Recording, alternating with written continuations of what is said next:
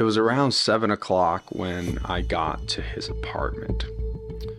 The week before, I had bought him a box of cigarettes, taken him to an AA meeting, and visited with him several times because he was struggling with drug abuse and hallucinations.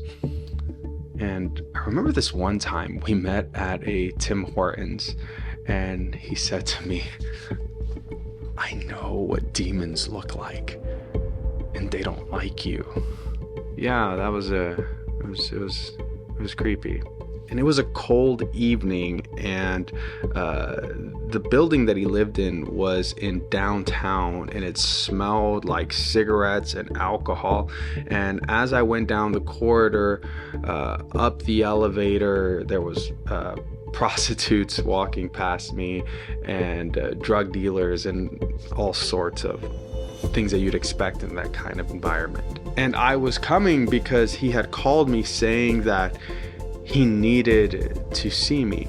And we had been meeting up to this point pretty regularly because I was giving Bible studies to him, and his sister was a really close friend of mine. His mother was a parishioner of mine, and I had made her a promise that I would look after her son because although their relationship was strained, he trusted me. And there was several occasions when I had taken him to rehab and really walked that line, that journey of addiction with him. And at the time, I was a young pastor, year 2. And I was confident that God was doing something in his life, and that God was using me to change his life. And the whole process was really painful, but there was some joy and fulfillment in knowing that I was walking this journey with him. And as I walked into his apartment, he didn't seem himself, and there was a group of his friends in there. And as soon as I got there, he pulled out his phone, made a phone call, and he said, "Yeah, I'm with Pastor Alex. He's here? You don't believe me? You want to talk to him? Here, they want to talk to you." So I took the phone, and it was his mother.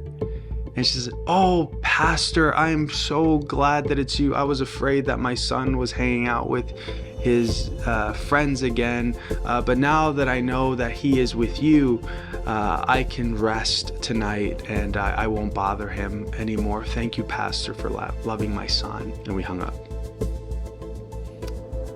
And then he takes the phone, and then he says, "Thank you for coming. You can leave now."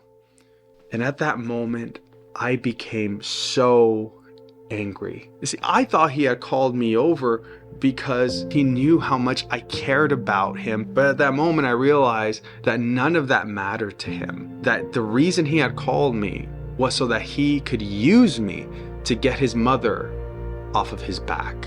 And at the time, I was also struggling with insecurities, with past trauma, with depression. I had a lot going on inside of my mind, and through it all, I was doing ministry, and I thought, I'm fine because I'm serving God. But there was something about that moment that broke me. There was something about that moment where my insecurities, my depression, my anger, the trauma of my past all came flowing there, because all of a sudden I realized